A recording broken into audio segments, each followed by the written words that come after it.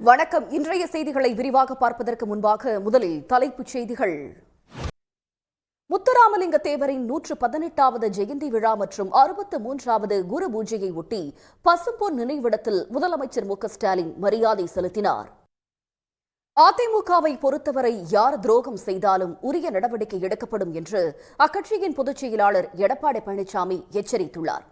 மதுரையில் செய்தியாளர்கள் மத்தியில் பேசிய அவர், செங்கோட்டையன் பன்னீர்செல்வம் டிடிவி தினகரன் சந்திப்பு குறித்து கேள்வி எழுப்பப்பட்டது. அதற்கு பதிலளித்த அவர், இப்படிப்பட்ட துரோகிகளால் தான் 2021 அதிமுகவால் ஆட்சிக்கு வர முடியவில்லை என்று கூறினார். லண்டனில் படித்து வந்த நெல்லையைச் சேர்ந்த இளம்பெண் 18 வயது பூர்த்தியான மறுநாளே திட்டமிட்டு கோவைக்கு வரவழைக்கப்பட்டு திருமணம் செய்து கொண்டதாக பெண் வீட்டார் குற்றம் சாட்டியுள்ளனர்.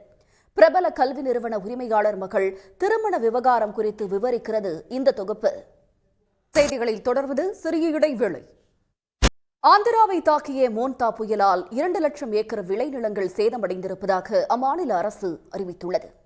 நாகை மாவட்டம் வேதாரண்யம் அருகே கோடியக்கரை சரணாலயத்தில் வலசை வரும் வெளிநாட்டு பறவைகளின் சீசன் தொடங்கியிருப்பதால் பறவைகள் ஆர்வலர்களும் சுற்றுலா பயணிகளும் மகிழ்ச்சியடைந்திருக்கிறார்கள். இன்றைய செய்திகளில் தொடர்வது சிறிய இடைவேளை.